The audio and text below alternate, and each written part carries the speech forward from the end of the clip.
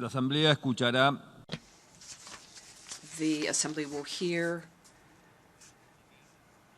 an address by the Prime Minister of the Islamic Republic of Pakistan, His Excellency Imran Khan. May I request protocol to escort His Excellency. I have great pleasure in welcoming His Excellency Prime Minister of the Islamic Republic of Pakistan, and I invite him to address the General Assembly. Bismillah ar-Rahman ar-Rahim. Iyyaka na'budu wa iyyaka nasta'in. Mr. President,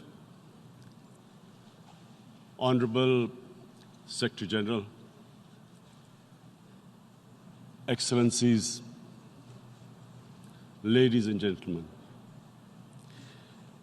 I feel honored today to represent my country at this forum of world leaders, where we have a chance to discuss problems that the world is facing. I want to talk about a lot of problems, but just 4 today. And I especially came to this forum despite a difficult time in my country, facing challenges. I would not have come, but because I feel that there are some very urgent problems which the world must address. So first of all, I start with climate change. So many leaders have talked about climate change. But Mr. President, I feel that there is a lack of seriousness.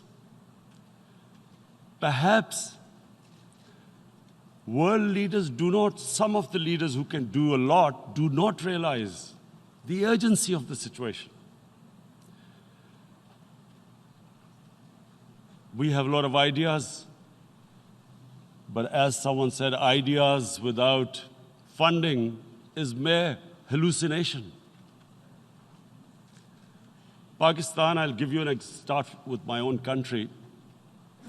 Our country is amongst the top 10 nations in the world which are most affected by climate change.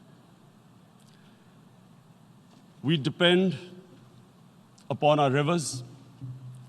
We are mainly an agricultural country. And 80% of the water in our rivers comes from our glaciers. The glaciers, not just on the Pakistani side, even India. The 80% of the water in Ganges and the Indian rivers also comes from the glaciers, from the Himalayan glaciers, Karakoram, Hindu Kush. And these glaciers are melting at quite a rapid pace. We detected already 5,000 glacial lakes in our mountains. And if this keeps going, if nothing is done, we are scared that humans are facing a huge catastrophe. In my country, when my party came to power in the province of KP, we planted 1 billion trees in 5 years. Now we've set ourselves a target of 10 billion trees in Pakistan. Idea being to counter the effects of global warming. But one country cannot do anything. This has to be a combined effort of the world. My optimism comes from the fact that humans, the Almighty has endowed humans with great powers. We can do anything, provided our survival instinct is stirred up. And this is really what I hope that the United Nations will take a lead in this. There must be more emphasis. Richer countries must be pushed. Countries that are responsible for greenhouse gas emissions. They must be pushed because our country contributes minuscule amount to greenhouse gases. So I feel that the United Nations must take leadership in this. My second issue for me right now is even more critical. Mr. President, every year, billions of dollars leave the poorer countries and go towards rich countries. Billions of dollars siphoned off by the ruling elites of the developing world. And they find their way into Western bank accounts, offshore accounts, tax havens, expensive properties hidden behind companies bought in Western capitals. Mr. President, this is devastating the developing world. This is causing more poverty, debts. It's impoverishing the developing world. The difference between rich and poor countries is growing because of this. Money laundering, which happens because money leaves the poorer countries into rich countries, is not treated the same as, for instance, money from drugs or terror financing. The seriousness which terror financing and money from drugs, the way it is treated, it's not the same. The way the poor countries are being plundered by their elites. It's not happening. In my country, when I took charge of our government a year back, in the 10 years preceding that, our total debt went up 4 times. The debt we had accumulated in 60 years, just in 10 years, it went up 4 times. As a result, the total revenue we collected in 1 year, half of it went into debt servicing. How are we going to spend money on our human beings, 220 million people, when half the money is going into debt servicing? Because our country was plundered by the elites, the ruling elite. And easily they could get the money out. And when, Mr. President, we located properties in Western capitals bought by this money through corruption and money laundering, located the properties of these corrupt leaders, we find it so difficult to retrieve it. That money, if we retrieved that money, we could spend on our human beings. But it's so difficult. The laws protecting these criminals. We do not have the sort of money to have expensive lawyers and spend millions and millions of dollars. We need help from the rich countries. And, Mr. President, it's critical. The rich countries must show political will. They cannot allow this to happen. How can the poor countries spend money on human development, which the United Nations asks, SDG? How are we going to do it when this money can easily leave our countries? So, unless the rich countries intend to build walls to stop economic refugees coming as we see right now, they must take action. They must take action now. It must be a deterrent. Corrupt ruling elites should not be able to take money out easily and park it into foreign bank accounts and into these properties abroad. And I never understand why. Why do we have these tax havens? Why is this allowed? Why shouldn't rich people pay taxes? Why is it legal to have these tax havens where you have these secret accounts? Because, the world is changing. The population of the world is growing. Sooner or later, you're going to have a crisis if the poor get poorer and the rich get richer.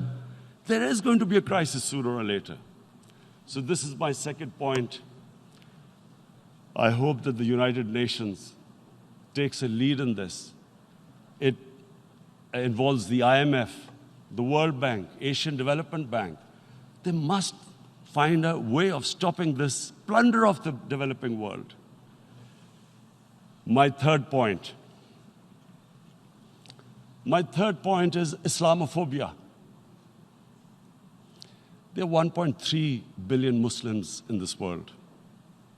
There are millions of Muslims living in other countries, European countries, in the US, as minorities. Islamophobia, since 9/11, has grown at a pace where it is alarming. Human communities live together. There should be understanding amongst them.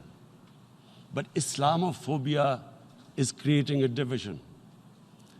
Muslim women wearing hijab, it's become an issue. It's become an issue in some countries. Hijab is some sort of a weapon. A woman can take off her clothes in countries, but she can't put on more clothes. How is this happening? Because of Islamophobia. And how did this Islamophobia start? After 9/11. And why did it start?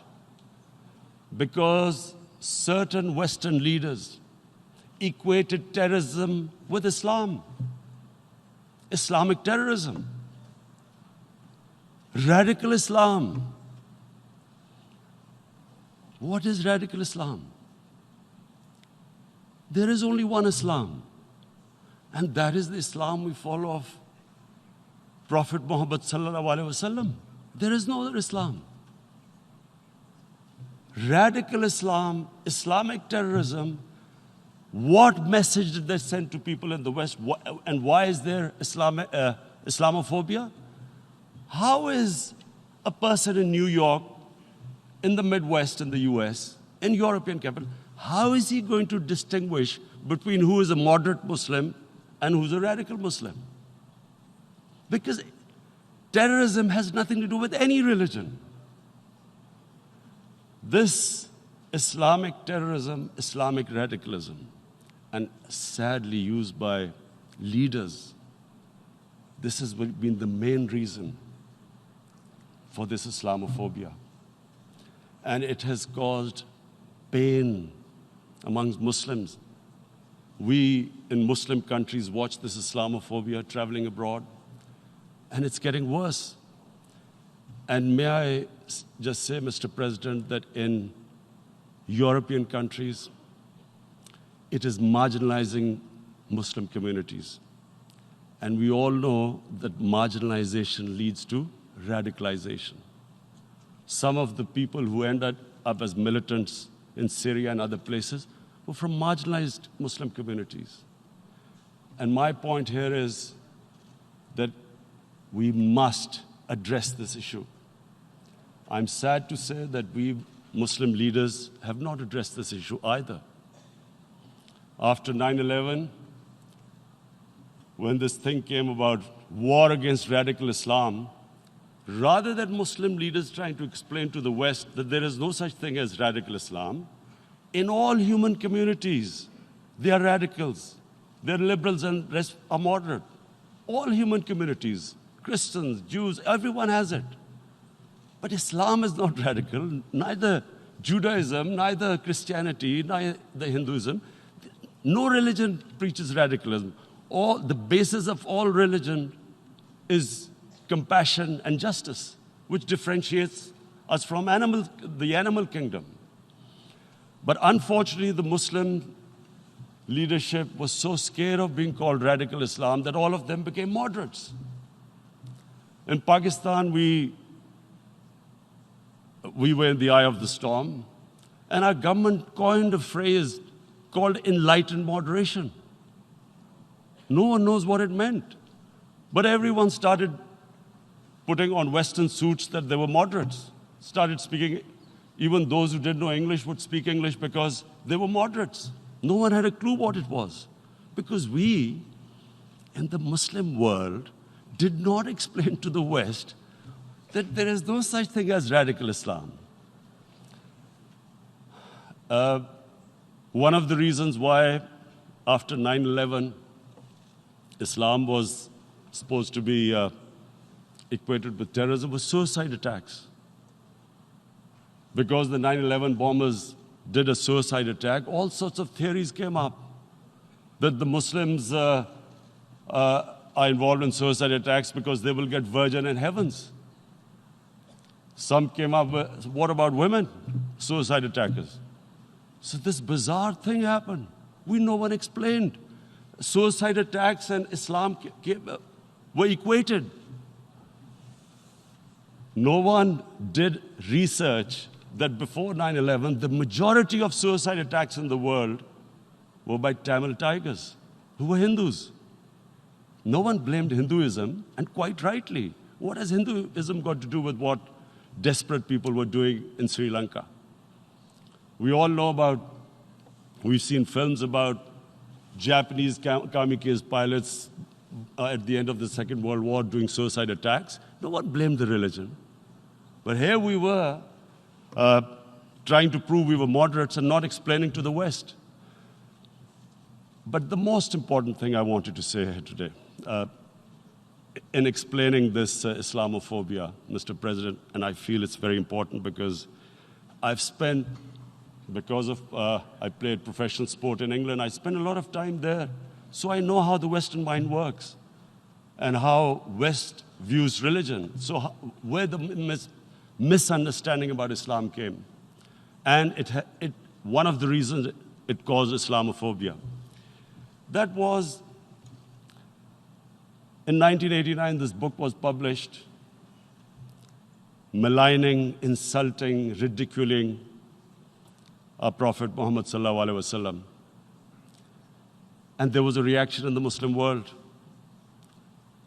The West couldn't understand what was the problem. Because in the West, because I have spent so much time in the West, religion is perceived completely differently.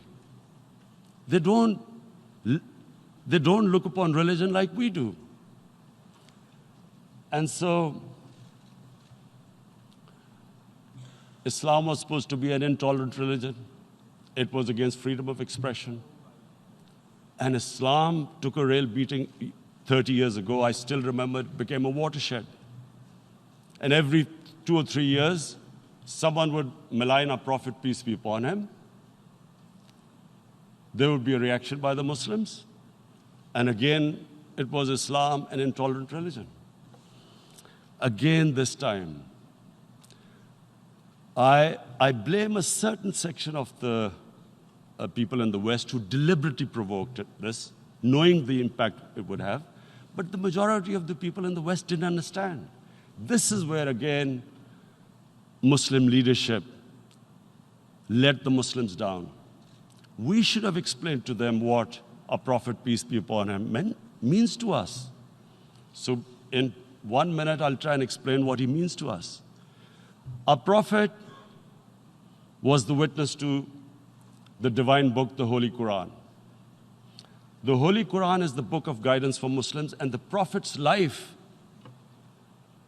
was living the Quran. He was an example of what the Quran guided us to be. So he is the ideal we all try to get to. The Prophet created the state of Medina, the first state in Islam. That state was the basis of a Muslim civilization which became the predominant civilization for the next 700 years. And what was that state? I hear such strange things about Islam, that it is against women, it's against minorities. The first state of Islam in Medina, it was the first time a welfare state was set up. The state took responsibility of the weak, widows, orphans, poor people, handicapped. It taxed the rich, spent the money on the poor. The state announced that all human beings are children of Adam, hence equal, whatever the color of their skin. The state announced, the Prophet announced that, and slavery, the whole system depended on slavery as it did for many years in the Western societies. The Prophet said that one of the greatest deeds is to free a slave. But because the society depended on slavery, he said, but if you have to, treat them as an equal member of the family. And as a result, something happened in a Muslim world which hasn't happened in any other civilization. Slave dynasties appeared. Slaves became kings. The Mamluks, slaves who ruled Egypt. In India, there were slave dynasties. And then, with minorities, again, you hear that Islam is supposed to be against minorities. Let me just make this clear. In Islam, the Prophet announced that everyone was free to practice his religion. It was a sacred duty to protect the places of worship of all religions. He announced that every person is equal in front of law, whatever his religion or his color. And this incredible case, and I always quote this, that the fourth Khalifa, the head of state of Medina, he lost a court case against a Jewish citizen. So, number one, it showed there was a rule of law, no one was above law. And number two, that a Jewish citizen was an equal citizen. So, Mr. President, when a Muslim society is unjust to its minorities, it is going against the religion of Islam and our Prophet, peace be upon him. So, it is important to understand this. The Prophet lives in our hearts. When he's ridiculed, when he's insulted, it hurts. As we human beings understand one thing, the pain of the heart is far, far, far more hurtful than physical pain. And that's why the Muslims react. And I always thought that if I ever had the stage, I would try and explain this to the world community, especially to the Western community, because having lived in the Western community, people didn't understand this. When I first went as a teenager to England, there was a comedy film on Jesus Christ. It's unthinkable in Muslim societies. So we need to explain that, look, in a human community, we must be sensitive to what causes pain to other human beings. We have, in the Western society, and quite rightly, the Holocaust is treated with sensitivity because it gives the Jewish community pain. That's all we ask. That do not use freedom of speech to cause us pain by insulting our Holy Prophet. That's all we want. And now, the number fourth point, Mr. President, and this is the most critical point, is the reason why I especially came here. It is about what is happening in Kashmir. Before I go on this, I want to make one thing clear, that when we came to power, my first priority was that Pakistan would be a country which will try its best to bring peace. We had been through this war on terror. We joined the United States war on terror after 2001. And Pakistan went through one of its worst periods where 70,000 Pakistanis died and over 150 billion was lost to our economy.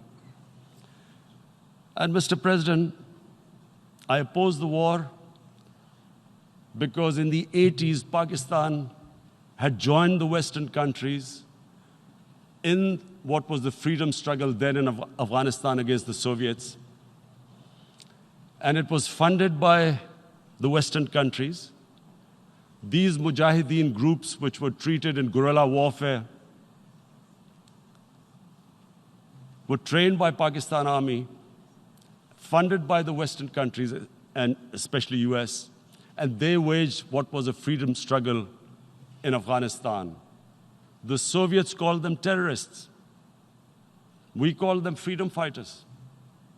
1989, the Soviets retreated. The Americans packed up and left. Pakistan was left with these groups. Come 9/11, Pakistan joined the United States in this war on terror. And now our government was supposed to, the reason why I opposed joining this war, because here we had indoctrinated them in jihad, meaning freedom struggle against foreign occupation. Now, because we had joined the US, and the US had occupied Afghanistan, now we were supposed to tell them that, no, this is not freedom struggle and jihad, it's terrorism. So that's why I tried to tell then government that, stay neutral because you will have leverage over them. You will be able to control them. But if you join them, you become collaborators and they will attack you, which is what happened. They turned against us. We went through a nightmare. 70,000 people killed in a war we had nothing to do with. No Pakistani was involved in 9/11. Taliban were in Afghanistan. Al-Qaeda was in Afghanistan. What had we to do with it? 70,000 Pakistanis died. So when we came to power, we decided that we would dismantle what was left of these groups. And this decision was taken not just by us, but by all the political parties in Pakistan. Unfortunately, they didn't implement it. So we came to power, we decided to implement it, and we dismantled whatever was left of the groups. And I know that India keeps accusing us that there are these groups there. I would like the United Nations to send observers, see for themselves what we've done. No Pakistani government would have dared to do this because it would have created strife. But we decided that there would be no militant organizations in Pakistan. So I need to give you this background and to what I'm going to say later on. And secondly, we started mending fences. I invited the Afghan president. We developed a relationship with Afghanistan. We had problems with Iran. We mended fences there. And then India. Now let me just give you a little background about my relationship with India. Because of cricket, and cricket being it's a passion in the subcontinent, I had great following in India. I have friends in India, and I loved going to India.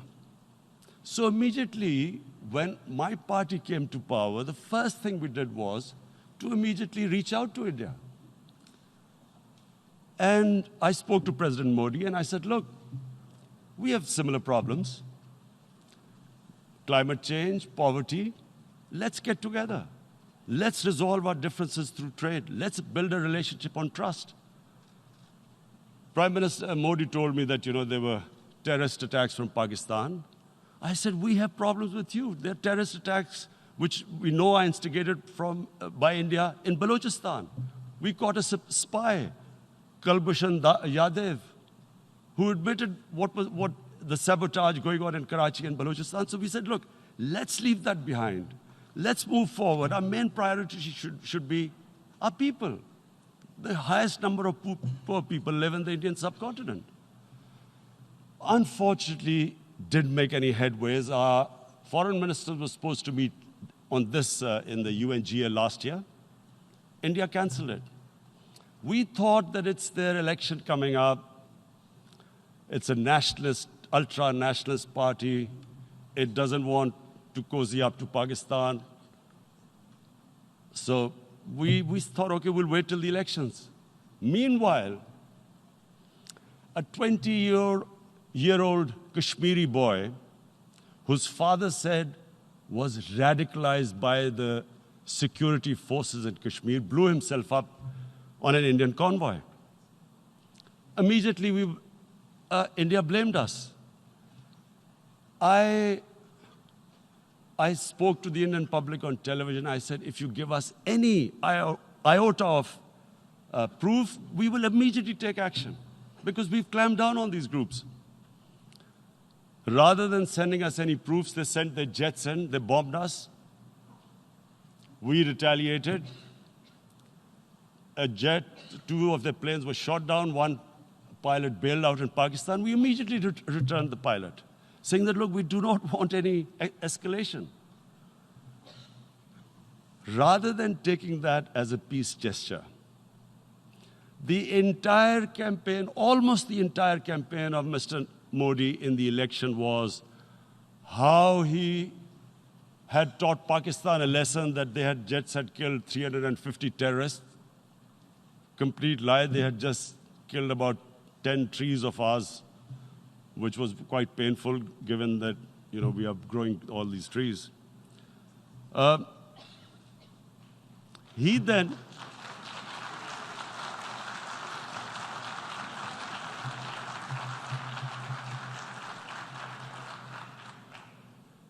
the election campaign, Mr. Modi used words like, this is just a trailer, the movie is about to start.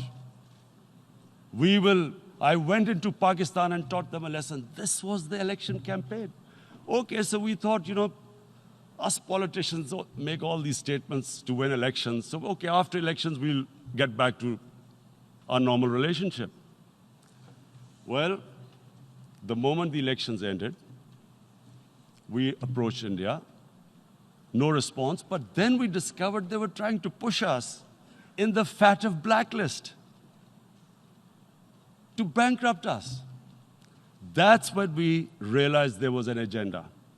And that agenda became obvious on the 5th August when India went against 11 United Nations Security Council resolutions, which say that Kashmir is a disputed territory and the people of Kashmir have the right of self-determination. They went against that.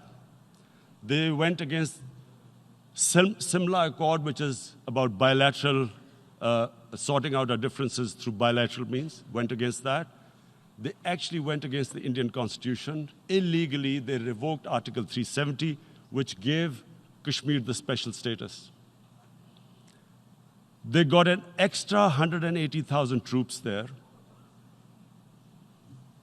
Total number of security forces in Kashmir now are 900,000. And they put 8 million people of Kashmir under curfew.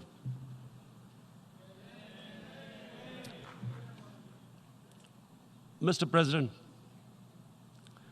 now I just briefly want to make the people understand, how can anyone do something like this? And for that, I have to explain to you what is RSS. RSS, Mr. Narendra Modi is a life member of RSS. RSS was an organization that was inspired by Adolf Hitler and Mussolini, came about in 1925. They believed in racial purity, racial superiority. They also believed they were an Aryan race like the Nazi believed they were an Aryan race. All that I'm saying can be verified. This is the time of information revolution. You can Google all this, what I'm saying. But it is very important for me to explain this to you so you know what is happening in India. This RSS believed in the ethnic cleansing of Muslims from India. At one point, there was racial superiority of the Hindu race. Secondly, it was hatred for the Muslims and for the Christians, because they believed that this golden age of Hindu civilization was stopped because of Muslim rule centuries back and then the British rule of India. So it was racial superiority and hatred for Muslims and Christians. This is openly stated. You look at the founding fathers of RSS, Golwalkar and Savarkar. Just Google them and you'll find out. And this ideology of hate is what murdered the great Mahatma Gandhi in 1948. It was this ideology of hate that made Narendra Modi in 2002 do a pogrom against Muslims in Gujarat when he was the chief minister. He allowed 3 days for these RSS goons who were inspired by the Hitler brown shirts. They actually wear brown shirts. This RSS, the Congress Home Minister gave a statement that in RSS camps, terrorists are being trained. And these terrorists butchered 2,000 Muslims and 150,000 Muslims were made homeless. Narendra Modi could not travel to the US because of that. And I need to make you understand this background before I explain to you that what sort of a mindset would lay siege to 8 million people with 900,000 troops. Women, children, sick people, locked in as animals. In fact, of what I know of England, if 8 million animals were locked in, the RSPCA would have made a lot of noise about it. These are human beings.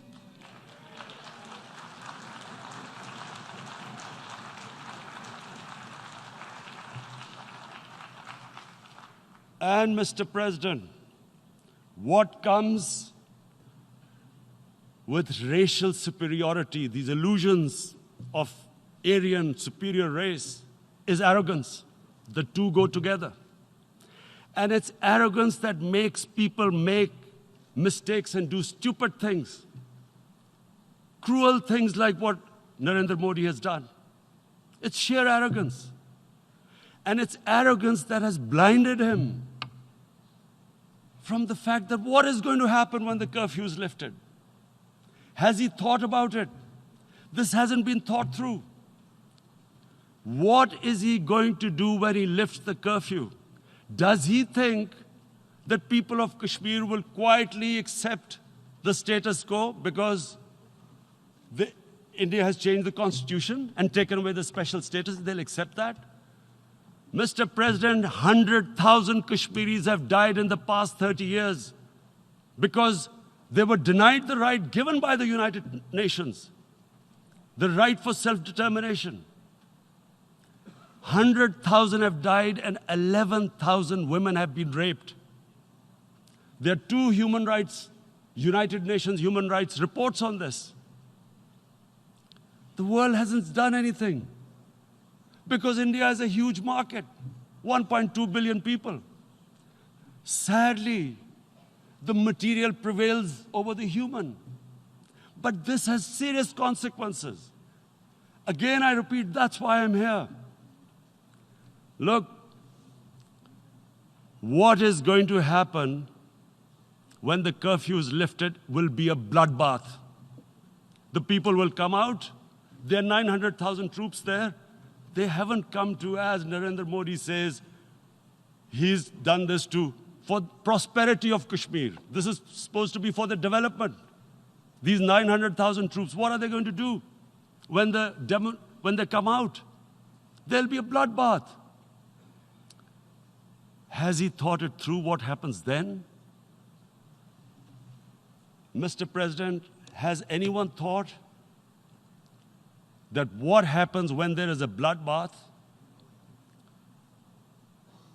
What do you think the impact will have on people of Kashmir? What do you think they will think? The way they have been boxed in their houses, treated like worse than animals, no rights. Thousands of all the political leadership has been arrested, taken out of Kashmir. Even those Kashmiri leaders who were pro-India have been taken out. 13,000 boys have been picked up and taken to God knows which destinations. So what do they think? What will the people of Kashmir do when they lift the curfew? They will be out in the streets. And what will these soldiers do? They will shoot them. They've already used pellet guns, blinded young boys. In the last 6 years, the 5 years, the oppression that has gone on in Kashmir. And so, Kashmiris will be further radicalized. Mr. President, there will be another Pulwama. And guess what? India will blame us. They're already blaming us. They're saying all this is happening because of Pakistan. One of their defense ministers said, there are 500 terrorists lined up on the border to go in. Why would Pakistan send 500 terrorists when there are 900,000 troops? What impact are they going to make? What will they do? And why would? Don't we know that the moment there is some terrorist attack, all that will happen is there'll be further cruelty and oppression of the people of Kashmir.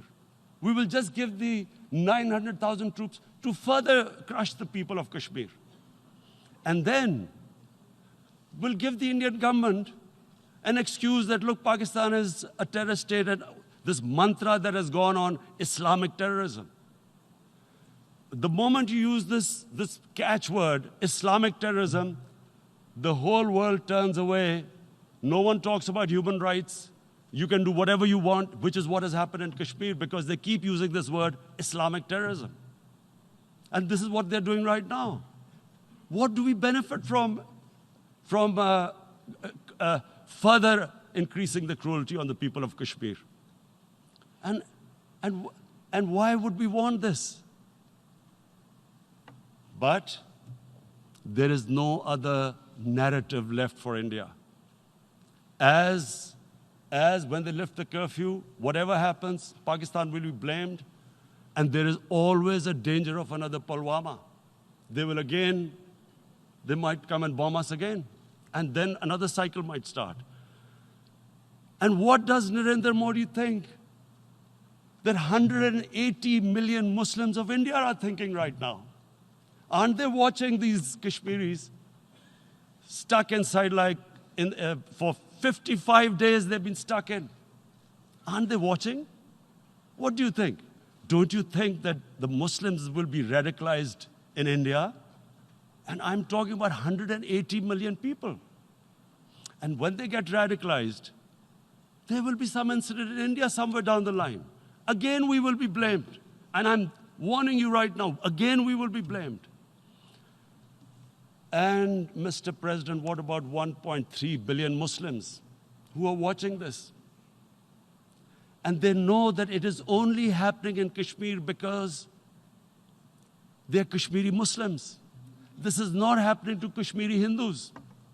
They know that this is happening because of their religion. So what do you think they will be thinking? What do you think the Jewish community would think if they were, forget 8,000 Jews stuck like this? What do you think Europeans would think? What do we think? I mean, any human community, if their members are stuck like that, what do you think they will think? Are we a children of a lesser God? Is it not going to cause us pain? And then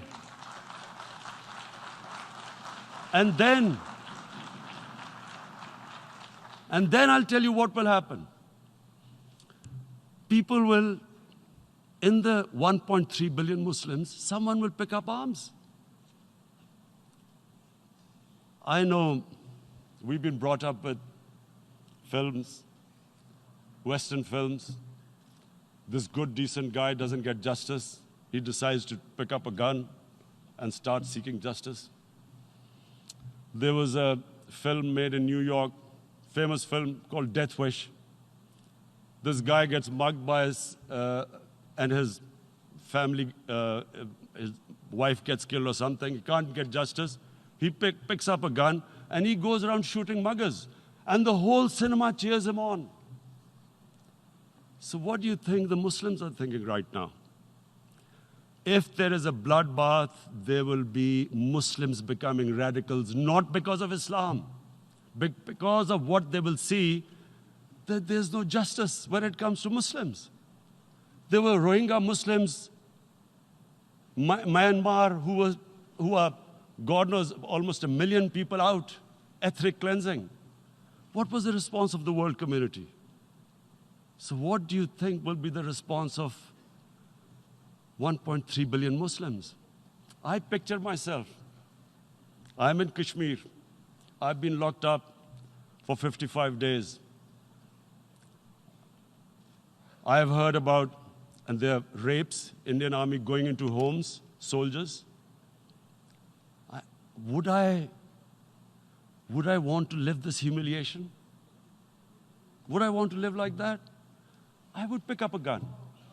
You're forcing people. You are forcing people into radicalization. When people lose the will to live, what is there to live for? And this is what, if you can do this to human beings, you are actually radicalizing people. And so, Mr. President, I want to repeat here, this is one of the most critical times. There will be a reaction to this. Pakistan will be blamed. 2 nuclear-armed countries will come face to face like we came in February. And before we head in that direction, the United Nations has a responsibility. This is why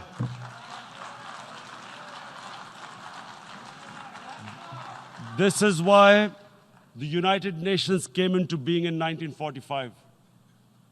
You were supposed to stop this happening. I feel we are back to 1939, Munich. Czechoslovakia has been taken, annexed. What is the world community going to do? Is it going to appease a market of 1.2 billion, or is it going to stand up for justice and humanity?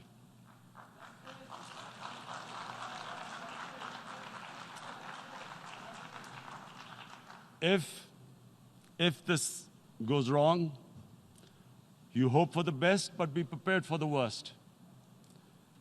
If a conventional war starts between the 2 countries, Mr. President, if a conventional war starts, and anything could happen, but supposing a country 7 times smaller than its neighbor is faced with the choice, either you surrender or you fight for your freedom till death, what will we do?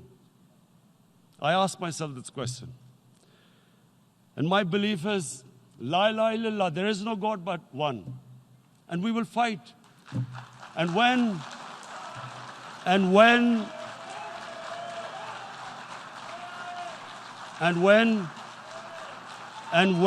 a nuclear-armed country fights to the end, it will have consequences far beyond the borders.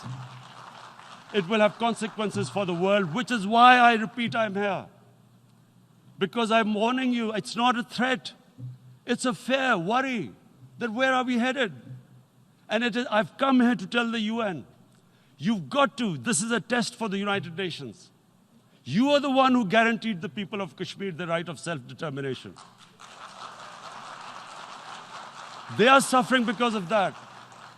And this is the time. This is the time not to appease like in 1939 appeasement took place. This is the time to take action. And number 1 action must be that India must lift this inhuman curfew, which has lasted for 55 days. It must free